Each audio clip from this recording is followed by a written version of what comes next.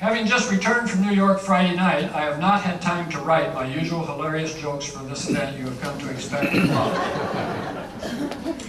Luckily, I can use some of Joe's most recent ones for you tonight. During his illness, he told his son Harry that some of his best material came to him on his way to the grave. Several years ago, on his way to an opening of his newest show, All About Us in Connecticut, he began having the first symptoms of his heart problems that would eventually require bypass surgery. An emergency medical team was waiting for him upon his arrival. A nervous nurse opened the car door and said, "Mr. Stein, how are you feeling?"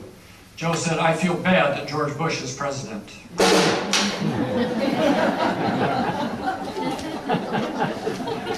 Recently, he fell backwards down a flight of stairs, crushing his shoulder. Mel Brooks called and said, "I didn't know it was possible for someone of your age to survive such a fall." Stein replied, "It's not only possible, I know a number of people to whom I would highly recommend it." Several weeks ago, as he lay crumpled up in his hospital bed, an acupuncturist arrived and, seeing his awkward state, asked if he was comfortable. Stein replied, "I make a living."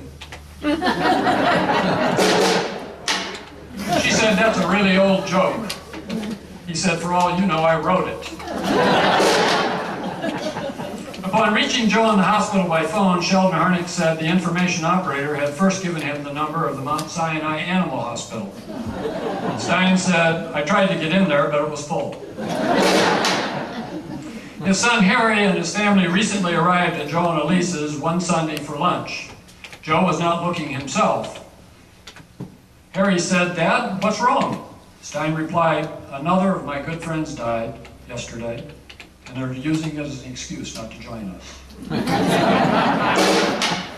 A woman was laughing so uncontrollably at Enter Laughing, the musical, while in development at the York Theater recently that she had an asthma attack and had to be escorted out. Upon being told of her misfortune, Joe said, "That's wonderful! That's wonderful!" "Is she okay?"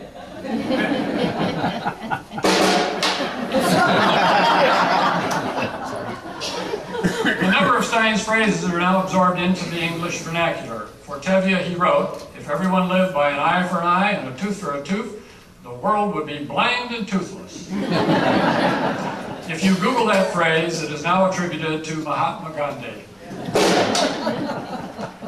Jenny Lynn Badar, Stein's stepdaughter, in listing lesser-known accomplishments that Joe was most proud of, began with his pride that Plain and Fancy has been produced at a theater in Indiana for over 20 years, and ended with his pride that Fiddler has given employment to nearly every actor in America. John Kander said of all of Stein's characters, Joe felt closest to and learned the most from Zorba, who explained to his protege, Nico, that life is what you do until the moment you die, that one must accept death as one accepts life, and all there is left to do is dance. And so tonight, for Zorba, for Joe, we sing and dance for you.